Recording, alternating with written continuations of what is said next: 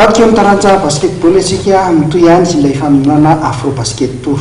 Afro Basket Tour antsika malagasy izy ity niditra tamin'ny andro fadimy ary izany fifanana izany tamin'izao farany herinandro izao ka nikanjany samapana tetsy Ambodivohitra no nandray ireo lalao rehetra.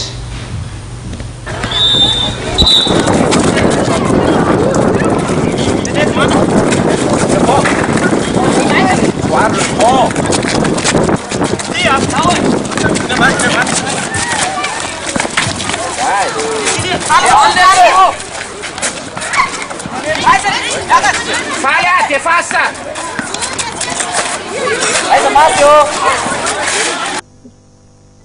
Nikanjany Saint-Antoine Ambodivohitra sy ny tena Lamaintsity indray no napetrahany ny andro fahafito sy fahavalo ny Afro Basket Tour antsika malagasy.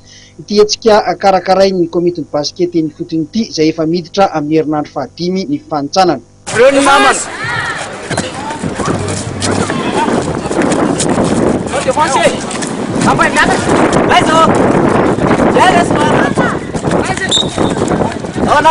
Oh, récupérez-le! On en passe là!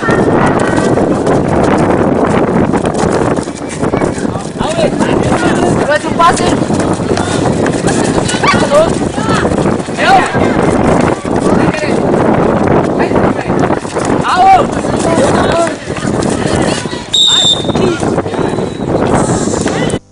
Niavaka tanteraka ny fihaonana natao teny Ambodivohitra satria dia sambany tamin'ireo toerana andalovana no misy kianja roa afaka miara-mandray lalao.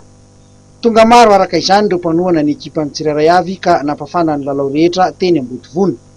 Nanomboka izany teo amin'ny sokajy latsaky ny 12 taona zazalahy dia resin'ny Stade Olympique de Lemire na miakanjo mena tamin'ny 2020 ny ekipan'ny FBC.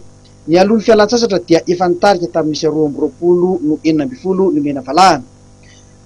Ny fanirandalana tamin'ny lalao io teo amin'ny sokajy latsaky ny 20 taona zazalahy dia tamin'ny isa tery sy 20 no 20 nandavony AMBB ny ekipan'ny AT2B.